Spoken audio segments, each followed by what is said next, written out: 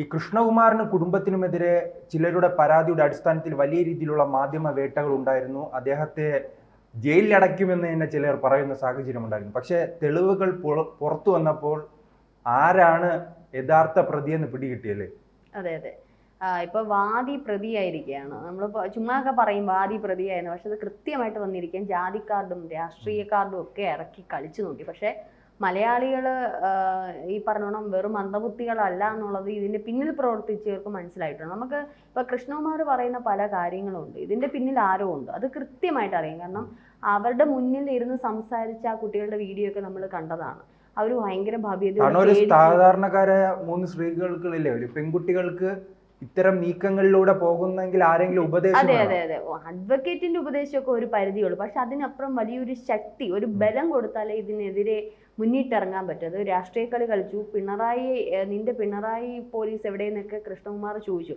അവിടെ ഒരു രാഷ്ട്രീയ നീക്കമുണ്ടായി, ജാതി നീക്കമുണ്ട്. മുക്കോത്തി എന്ന് വിളിച്ച് ആക്ഷേപിച്ചു എന്ന് പറയാൻ ജാതി. ഇത് രണ്ടും ആദ്യം അവർ തുറുപ്പ് ചീട്ട് പോലെ ഇറക്കി. പക്ഷെ ഒരു തട്ടിക്കൊണ്ടുപോയി. അതെ, തട്ടിക്കൊണ്ടുപോയി. ലൈംഗികമായിട്ടുള്ള ചുവയുള്ള ഭാഷ ഉപയോഗിച്ചു, ഷാള് പിടിച്ചു വലിച്ചു. ഇങ്ങനെ നിരവധി കാര്യങ്ങളാണ് അവർ പറഞ്ഞത്. ഒരു ഭൂരിഭാഗം ആൾക്കാർ ഈ പറഞ്ഞപ്പോഴേ പറഞ്ഞു, മലയാളികൾ സോഷ്യൽ മീഡിയയിലൊക്കെ പറഞ്ഞ ഒരു കാര്യമുണ്ട്, ഇത് വെറുതെയാണ്, ഇവർ മനഃപൂർവ്വം ഇറക്കിയിട്ട് കളിക്കുന്നതാണ്. ഇനി ഇദ്ദേഹത്തിന്റെ രാഷ്ട്രീയ പാർട്ടി BJP വെച്ച് നോക്കുമ്പോൾ തന്നെ സ്വാഭാവികമായിട്ട് ഇദ്ദേഹത്തിനെതിരെ വരേണ്ടുന്നതാണ്. പക്ഷേ മറ്റുള്ള രാഷ്ട്രീയ പാർട്ടിക്കാർ പോലും ഈ ഒരു കാര്യത്തിൽ ഇദ്ദേഹത്തിന് ഒറ്റക്കെട്ടായിട്ട് നിൽക്കുന്നു എന്നുള്ളതാണ് അതിശയം. അപ്പോൾ മലയാളികളെ അങ്ങനെയൊന്നും പറ്റിക്കാൻ പറ്റില്ല. എത്ര രാഷ്ട്രീയ കളികൾ ഇതിന്റെ പിന്നിലുണ്ടെങ്കിലും മലയാളികളെ പറ്റിക്കാൻ പറ്റില്ല. രാഷ്ട്രീയത്തിനപ്പുറം ഒരു വ്യക്തി അല്ലെങ്കിൽ എന്താണ് വസ്തുതയെന്ന് മലയാളി നോക്കും. ചില കാര്യങ്ങളേ ഉള്ളൂ ഈ മന്ദബുദ്ധികളെ പോലെ അല്ലെങ്കിൽ അന്ധം വിശ്വാസികളായിട്ട് മലയാളികൾ പോകുന്നത്. അത് ഒരുപക്ഷെ ഈ ചില പാർട്ടിയിലുള്ള അന്ധമായിട്ടുള്ള വിശ്വാസമായിരിക്കും. എന്ത് തന്നെയാലും ഇപ്പോൾ കള്ളം എന്താണോ അത് സത്യം വെളിച്ചത്ത് വന്നിരിക്കുകയാണ്. ഇപ്പൊ ഈ നിലവിൽ വന്നിരിക്കുന്ന സത്യം എന്ന് പറയുന്നത്, ഇത് സത്യം പറഞ്ഞാൽ ഞാൻ രാഷ്ട്രീയ കളി എന്ന് പറഞ്ഞത് ശ്രീത്തെ, ഇത് ആദ്യം ഒരു 2 മണിക്കൂർ ഇദ്ദേഹം സൂചിപ്പിച്ചതുപോലെ തന്നെ ഇദ്ദേഹം BJPയുമായി അടുത്ത് നിൽക്കുകയാണ്. മുൻപ് പല തെരഞ്ഞെടുപ്പിൽ മത്സരിച്ചു. തിരുവനന്തപുരത്തും ഈ കഴിഞ്ഞ ലോക്സഭാ തെരഞ്ഞെടുപ്പ് കാലത്ത് തന്നെ കൊല്ലത്ത് മത്സരിക്കുന്ന ഒരു സാഹചര്യം ഉണ്ടായി. അപ്പോൾ ഇദ്ദേഹത്തെ രാഷ്ട്രീയമായി തന്നെ തകർക്കുക എന്ന ലക്ഷ്യം ഇതിന് പിന്നിലുള്ളതായി സംശയിക്കേണ്ടി. തീർച്ചയായിട്ടും ഈ ഒരു സംഭവം ദിയയാണ് ആദ്യം പുറത്തുവിട്ടത്. പുറത്തുവിട്ടതിന് പിന്നാലെ ചൂട്ടുപിടിച്ചാണ് ഇതാരോ മനഃപൂർവ്വമായിട്ട് കളിച്ചതാണെന്ന് വ്യക്തമായിട്ടാണ്. കാരണം ആ കുട്ടികൾ അത്രയും സംസാരിക്കുന്ന കുട്ടികളല്ലാന്ന് ദിയയും കൃഷ്ണകുമാറും പറഞ്ഞു. പാവം പിടിച്ച കുട്ടികളാണ്, സാധാരണ വീട്ടമ്മമാരാണ്. അപ്പൊ അവര് ഒരു പക്ഷെ കേസ് കൊടുക്കാം. പക്ഷെ ഇത്രത്തോളം മീഡിയയുടെ മുമ്പിൽ വന്ന് ധൈര്യത്തോടെ അത് പറയണമെന്നുണ്ടെങ്കിൽ പറഞ്ഞ് പഠിപ്പിച്ച് അവർക്കൊരു പിൻബലം നൽകാതെ ഇത് ഇത്തരത്തിൽ ചെയ്യത്തില്ല. അവരുടെ നിലനിൽപ്പും കൂടാണ്. മാത്രമല്ല ഇതിൽ മറ്റൊരു രാഷ്ട്രീയ കളി ഉണ്ട് എന്ന് ഞാൻ പറഞ്ഞത്, ഇത് വെറും ഒരു 2 മണിക്കൂർ കൊണ്ട് കേസ് അന്വേഷിച്ച് അവസാനിപ്പിക്കാൻ പറ്റുന്ന ഒരു സംഭവമാണ്. ഇത് കൃത്യമായിട്ടുള്ള തെളിവുകൾ, CCTV ഫൂട്ടേജുകൾ അടക്കമുണ്ട്. മാത്രമല്ല ട്രാൻസാക്ഷൻ നോക്കുക, ഇവരുടെ ബാങ്ക് ട്രാൻസാക്ഷൻ നോക്കിയാൽ തീരാവുന്നേ ഉള്ളൂ. മൂളയുള്ള പോലീസുകാർക്ക് മനസ്സിലാവും. കാരണം ഗൂഗിൾ പേ ഇവരുടെ വഴിയാണ് പോയിരിക്കുന്നത്. ഇനി ആ ഗൂഗിൾ പേ ഇവർ പറയുന്നത് ദിയയ്ക്ക് ക്യാഷ് ആയിട്ട് കൊടുത്തത്. അങ്ങനെയെങ്കിൽ ഇവർ കൊടുത്തിരിക്കുന്ന മറ്റൊരു ബാങ്ക് ട്രാൻസാക്ഷൻ ചെയ്തിട്ടുണ്ട്, അതിൻ്റെ ഡീറ്റെയിൽസ് ഉണ്ട്. എന്തൊക്കെ ഇവർ കൊടുത്തു വാങ്ങി എന്നുള്ളതുണ്ട്. ഇനി ദിയ പറയുന്ന ഒരു കാര്യമുണ്ട്, ഏത് ATM-ൽ നിന്നാണ് അത് ബാങ്ക് ട്രാൻസാക്ഷൻ, നമ്മുടെ ആ പാസ്ബുക്കിനകത്ത് ഇത് എടുത്ത സ്റ്റേറ്റ്മെന്റ് എടുത്താൽ കാണാവുന്നതേ ഉള്ളൂ. ഇനി എന്നാണ് കൊടുത്തത്, അന്നെന്നുള്ളത് കൊടുത്തു എന്ന് പറഞ്ഞു. അപ്പോൾ എന്നാണ് കൊടുത്തത്, അന്നെന്നുള്ളത് കൊടുത്തെങ്കിൽ അതിൻ്റെ ട്രാൻസാക്ഷൻ ഡീറ്റെയിൽസ് കണ്ടേ. അടുത്തുള്ള ATM-ൽ നിന്നല്ല ഇവർ വിഡ്രോ ചെയ്യൂ. കാരണം ദിയയ്ക്ക് പെട്ടെന്ന് കൊടുക്കാൻ വേണ്ടിയിട്ട് അടുത്തുള്ള ATM-ന് അതിൻ്റെ ഡീറ്റെയിൽസ് വേണം. ഇതൊന്നുമല്ല, ഇത് മറ്റൊരു അക്കൗണ്ടിൽ പോവുകയും ആ അക്കൗണ്ടിൽ നിന്ന് മറ്റൊരു 3 അക്കൗണ്ടുകളിലേക്ക് പോവുകയാണ് ചെയ്തത്. അപ്പം ഇത്തരത്തിൽ ഒരു 2 മണിക്കൂർ കൊണ്ട് ഈ ബാങ്ക് സ്റ്റേറ്റ്മെന്റ് പോലീസ് എന്ന അപ്പോഴേ അവരെടുത്ത് തരും, ഏത് ബാങ്കാണെന്ന് വെച്ചാൽ 2 മണിക്കൂർ കൊണ്ട് തെളിയിക്കാവുന്ന ഒരു കേസ് അല്ലെങ്കിൽ ഇതിന്റെ ജെനുവിനിറ്റി മനസ്സിലാക്കാവുന്ന ഒരു കേസ് 4 ദിവസം എടുത്ത്. അവിടെ ഒരു പോലീസ് അനാസ്ഥയുണ്ട്. കൃഷ്ണകുമാർ പറഞ്ഞതുപോലെ ആദ്യം തന്നെ പോലീസ്, ഇവരാണല്ലോ ആദ്യം പരാതി നൽകുന്നത്. അതെ അതെ, ഇവരാണ്. എന്നിട്ട് കൗണ്ടർ പെറ്റീഷനാണ് ഭയങ്കരമായിട്ട് വാർത്തകളിൽ പ്രാധാന്യം നിറഞ്ഞത്. ഇവരുടെ പെറ്റീഷൻ ചെന്നതോ അല്ലെങ്കിൽ ഇങ്ങനെ ഒരു കേസ് കൊടുത്തതോ ആരും അറിഞ്ഞില്ല. ഇവര് തന്നെ ഷോക്കായി പോയി. കൗണ്ടർ പെറ്റീഷനാണ് മാധ്യമങ്ങളൊക്കെ നിറയും. ഈ മാധ്യമങ്ങൾക്കാർ ഇത്തരത്തിൽ വാർത്ത കൊടുത്തു, ഇത്തരത്തിൽ പ്രചരിപ്പിക്കാൻ ഇവർക്ക് കൂടെ ഇവരുടെ ബൈറ്റുകളാണ് പോയത് ആദ്യം. കൃഷ്ണകുമാറിൻ്റെയോ മകളുടെ ബൈറ്റിലാണ് പോയത്, ഇവരുടെ ബൈറ്റുകളാണ് ആദ്യം പോയത്. അപ്പം ഈ പറഞ്ഞോണം മോഷണം നഷ്ടപ്പെട്ടവന്റെ മുതലിനല്ല, എടുത്തവരൊക്കെയാണ് ഈ മാധ്യമങ്ങൾ ഉൾപ്പെടെ ചൂട്ടുപിടിച്ചത്. അപ്പോൾ അവിടെ അന്വേഷിക്കേണ്ടിയിരിക്കുന്നു ഇതിന്റെ പിറകിൽ ആരാണ് കളിച്ചത്. ആരൊക്കെയാണ് ഈ പോലീസുകാർക്ക് കൂട്ടുനിന്നത് എന്നുള്ളത് നമ്മൾ ചോദിക്കേണ്ടിയിരിക്കും. മാത്രമല്ല കൃഷ്ണകുമാർ പറഞ്ഞ ഇപ്പം മുഖ്യമന്ത്രി സ്വാഭാവികമായിട്ടും BJPയുടെ ഒരു പ്രധാന നേതാവ് തന്നെയാണ് കൃഷ്ണകുമാർ. സ്വാഭാവികമായിട്ട് പിണറായി പോലീസ് അല്ലെങ്കിൽ പിണറായി സർക്കാർ ഇതിന് എന്താണ് തീരുമാനം? പക്ഷെ അദ്ദേഹം പറയുന്നത് ശശി പിണറായിയുടെ ക്ലിഫ് ഹൗസിൽ ചെന്നപ്പം അദ്ദേഹത്തെയാണ് കണ്ടതെന്നും ഈ പറഞ്ഞതുപോലെ വളരെ സപ്പോർട്ട് കൊടുത്തതിൻ്റെ ഫലമായിട്ടാണ് ഇത് വന്നതെന്നും തീർച്ചയായിട്ടും പറയുന്നു. പക്ഷെ അങ്ങനെയെങ്കിൽ മറ്റേത് രാഷ്ട്രീയ നേതാവോ അല്ലെങ്കിൽ മറ്റേതെങ്കിലും രാഷ്ട്രീയ പാർട്ടിയോ എന്തെങ്കിലും ഇദ്ദേഹത്തിന് എതിരായിട്ട് നിന്നോ എന്നുള്ളത് അന്വേഷിക്കേണ്ടതായിട്ടുണ്ട്. കാരണം ഇത്രയേറെ ഒരു തെളിവുകൾ കൺമുന്നിൽ കിടക്കുകയാണ്. തെളിവുകളുണ്ട്, CCTVയിലാണ്, എല്ലാം തെളിവുകളുണ്ട്.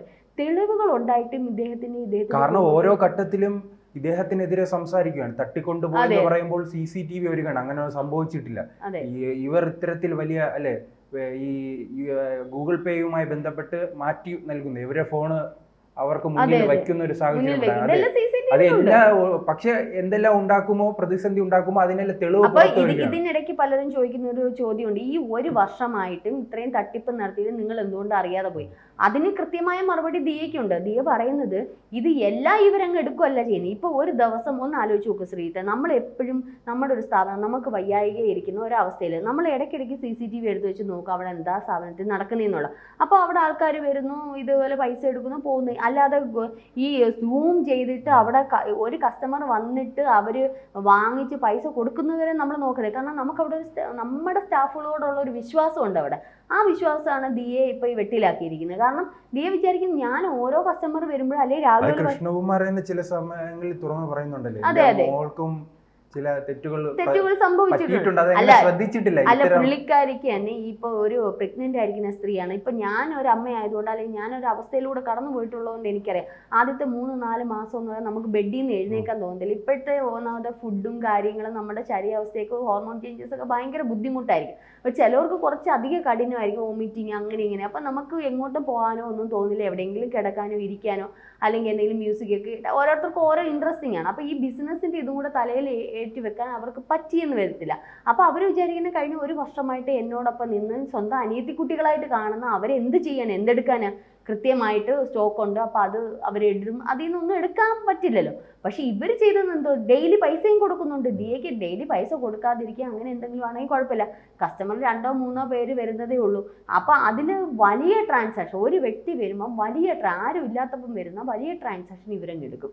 ബാക്കിയുള്ളതെല്ലാം ദിയയ്ക്ക് അയച്ചോളൂ. അപ്പോൾ ഇതിനിടയ്ക്ക് ഒരു 10 ട്രാൻസാക്ഷൻ നടക്കുന്നതിൻ്റെ ഇടയിൽ ഒരെണ്ണം പോകുമ്പോൾ അറിയില്ല. അത് മാസങ്ങൾ കഴിഞ്ഞേ അറിയത്തോ. അത് ഈ ദിയയ്ക്ക് എന്നല്ല, പലർക്കും അബദ്ധം പറ്റിയിട്ടുള്ള കാര്യങ്ങളാണ്. കുറേ മാസങ്ങൾക്ക് ശേഷമായിരിക്കും അത് അറിയുന്നത് വരുന്നത്. അപ്പോൾ അവിടെ ഇത് കൃത്യമായിട്ട് ഇവർ മറുപടി കൊടുക്കുന്നുണ്ട്. അപ്പോൾ ഇത്രയും മാസങ്ങളായിട്ടുള്ള വെട്ടിപ്പ് നല്ല രീതിയിൽ. മാത്രമല്ല ഇതിനിടയ്ക്ക് ഈ CCTV ഓഫ് ആക്കും, എന്ന് വെച്ചാൽ പവർ ഓഫ് എന്ന് പറയും, പവർ കട്ട് ഓഫ്. എന്തുകൊണ്ട് CCTV വർക്ക് ചെയ്യുന്നില്ല എന്ന് പറയുമ്പോൾ കസ്റ്റമേഴ്സിനോട് പറയും അയ്യോ കറണ്ട് കട്ടായിപ്പോയി എന്നുള്ളത്. അപ്പോൾ അവരത് വിശ്വസിക്കും. അപ്പോൾ അവർ വിളിച്ചു പറയും ഞങ്ങൾ ചെന്നപ്പോൾ കറണ്ട് ഇല്ലായിരുന്നു. ഓരോ കസ്റ്റമറും DA വിളിക്കുന്നുണ്ട്. അപ്പോൾ ചിലവർക്ക് ഈ സംശയം തോന്നി ഇതുപോലെ ഗൂഗിൾ പേ, അത് മാം മറ്റേത് വർക്ക് ചെയ്യാത്തതുകൊണ്ട് എൻ്റെ ഗൂഗിൾ പേയുടെ ഇത് കൊടുത്തു. ദിയെ ചോദിക്കുന്നുണ്ട് നിങ്ങൾ മറ്റേ ഇതെന്തിയെ ഇന്ന് ഇങ്ങനെ കസ്റ്റമർ പറഞ്ഞല്ലോ അതിങ്ങനെ ഇട്ടു. അപ്പോൾ അങ്ങനെയുള്ളത് എന്ത് ചെയ്തു, തിരിച്ചിട്ട് കൊടുത്തു, ദിയയ്ക്ക് ഇട്ട് കൊടുത്തു. അല്ലാത്തതെല്ലാം ഇവർ മുക്കിയെടുത്തു. അപ്പോൾ കൃത്യമായ തെളിവുകൾ, ഇതൊരു 1-2 മണിക്കൂർ 2 ഗ്രൂപ്പിൻ്റെ അടുത്ത് ബാങ്ക് സ്റ്റേറ്റിനും എടുത്തു കഴിഞ്ഞാൽ ഇത് കൃത്യമായി പോലീസിന് തെളിയിക്കാൻ പറ്റുന്ന സാഹചര്യമാണ്. ആ ഒരു കേസാണ് 3-4 ദിവസം നീട്ടി വലിച്ചിട്ട് ഒരു രാഷ്ട്രീയപരമായിട്ട് ഇദ്ദേഹത്തിൻ്റെ കുടുംബത്തിനെ അധിക്ഷേപിച്ചത് ഭയങ്കരമായിട്ട് മോശമായിട്ടുള്ള ഒരു കാര്യം. നമുക്ക് നിഷ്പ്രയാസം കണ്ടെത്താവുന്ന ചില കാര്യങ്ങൾ എന്തിനാണ്. എന്നിട്ട് ഇന്നലെയാണെങ്കിൽ മാധ്യമപ്രവർത്തകർ ഉൾപ്പെടെ ഈ 3 സ്ത്രീ എന്തൊരു ഘോരഘോരമാണ് ഇവളുമാരൊക്കെ പറഞ്ഞ് ഇവരെ തപ്പിപ്പോയവരുണ്ട്. ഇവരിപ്പോൾ നിലവിലില്ല, ഇവരെവിടെയെന്നുള്ളത് അറിയത്തില്ല. അഡ്വക്കേറ്റിനെ കാണാൻ പോയെന്നാ പറഞ്ഞത്. പോലീസുകാർ ഇന്നലെ ഇവരുടെ മൊഴിയെടുക്കാൻ വേണ്ടി ചെന്നു. ഇവർ 3 പേരും വീട്ടിലില്ല. അഡ്വക്കേറ്റിനെ കാണാൻ പോയി, നിലവിൽ വീട്ടിലില്ല എന്ന് പറഞ്ഞത്. അപ്പം കള്ളികളാണെന്നുള്ളത് ഇപ്പോൾ വ്യക്തമായി കഴിഞ്ഞിരിക്കുകയാണ്. എന്തായാലും കേസുമായി ഇവർ മുൻപോട്ട് പോകും. ദിയ എന്ന് പറഞ്ഞാൽ നമുക്കറിയാം, ഒരു ഗർഭിണിയായിരിക്കുന്ന ഒരു അവസ്ഥയിൽ ഇത്തരത്തിലുള്ള വിഷയങ്ങളൊക്കെ കൈകാര്യം, സത്യം പറഞ്ഞാൽ സ്ട്രോങ് ആയിട്ട് ഒരു ഫാമിലി ഉള്ളത് കൊണ്ടായിരിക്കും ആ പെൺകുട്ടി ഇത്രയും നിൽക്കുന്നത്. ഒരു പക്ഷെ അതൊക്കെ കുഞ്ഞിനെയൊക്കെ ബാധിക്കുന്ന ഒരു സന്ദർഭം അവസാന മാസമൊക്കെയാണ്. അപ്പോൾ എന്ത് തന്നെയായാലും കള്ളം വെളിച്ചത്ത് വരി ഇതിൻ്റെ പിന്നിൽ പ്രവർത്തിച്ചൊരു ആരാന്നും കൂടി കണ്ടെത്തണം. കാരണം അതൊരു രാഷ്ട്രീയ കളിയാണ്. ചിലപ്പോൾ ഇനി വരുന്ന തെരഞ്ഞെടുപ്പിലൊക്കെ തിരുവനന്തപുരത്തൊക്കെ നിൽക്കാൻ കൃഷ്ണകുമാറിന് സാധ്യതയുണ്ട്. കാരണം ഒരു പക്ഷേ BJP കുറച്ചുകൂടിയൊക്കെ തിരുവനന്തപുരത്ത് അല്ലേ ഒരു സാധ്യതയുള്ള ഒരു ഇതാണ്. ഇനി അതിൽ വല്ല എന്തെങ്കിലും അട്ടിമറി നമ്മൾ ഇരുന്ന് പറയുന്നുണ്ടെങ്കിൽ അതൊക്കെ ഇനി വരും ദിവസങ്ങളിൽ നമുക്ക് അതൊക്കെ വായിച്ചറിയാം. എന്തായാലും എൻ്റെ ഒരു രാഷ്ട്രീയ സാധ്യത കണ്ടേ ഇത് എന്തായാലും ഒരു രാഷ്ട്രീയ കളി ഇതിന്റെ പിന്നിലുണ്ട്, അല്ലാതെ അവർ ഇറങ്ങിത്തിരിക്കില്ല.